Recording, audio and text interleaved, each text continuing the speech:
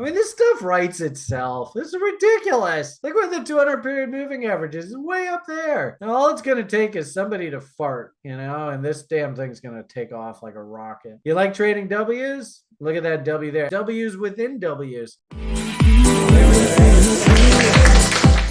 What's fascinating about this market state is like all of the altcoins are sitting basically ready to go. You all saw what that damn Loom did.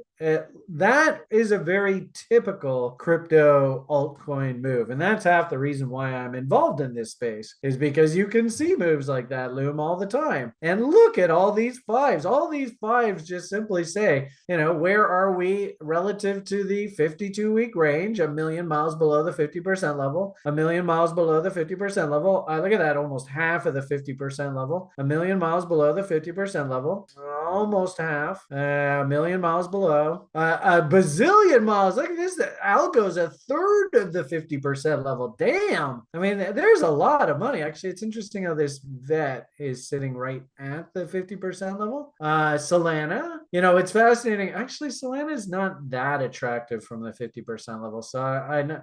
And actually, this is interesting. As we go further and further down the list, you can see they're getting a little less and less attractive. ICP sitting 553, 50%, or 553 is 50% level, sitting 315. And I noticed this ICP. It looks really interesting in here. So actually, that's one that I wouldn't mind taking a look at with you guys. ICP.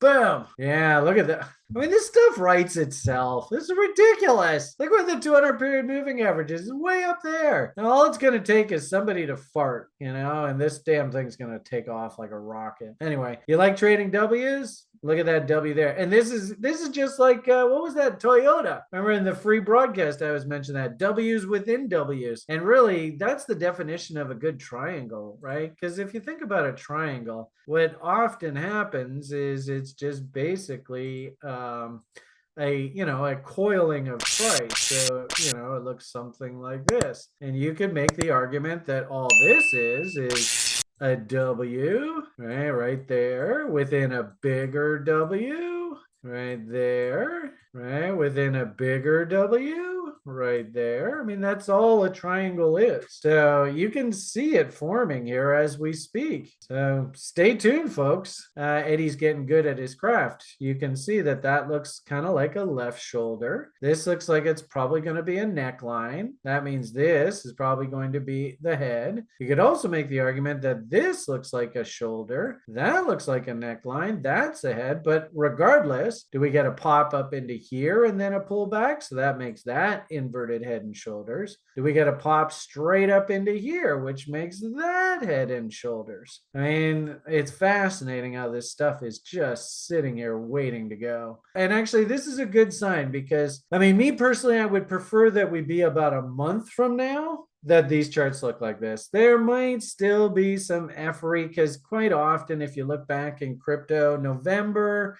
is kind of a nasty month for crypto. So I don't know whether I really want to get too uber bullish here. What I would just simply say is, are we near the bottom end of ranges or are we near the top end of ranges? And I mean, look at this. I mean, who's the doofus who bought up here? I mean, they gotta look like they gotta feel like they're an idiot. So I mean, I don't know how you want to look at this, but I wouldn't be surprised if you get rallies up into these peaks here sometime down the spring, and that's your double. That wouldn't surprise me. And that would just be the ridiculously hugest inverted head and shoulders, right? That would be like there. So big pop gives you your double. Maybe you can even reload on the dump back down into reload zones, right? And then you get your right shoulder and away we go, right? Something along those lines, and then back up and we got ourselves a new bull market. I could easily see any one of these scenarios. Just down here, this is probably a really good example where, look at, I'm not going to overthink this. I'm just going to, little old lady, just pick up maybe like a, 1/100th of a BTC on this. And if it does pop, great. I'll go and buy the Bitcoin right back. And then I got some free coins and who knows where the hell this damn thing takes you down the road. I don't know. It's a trader's life. You guys hopefully hear the same message over and over and over.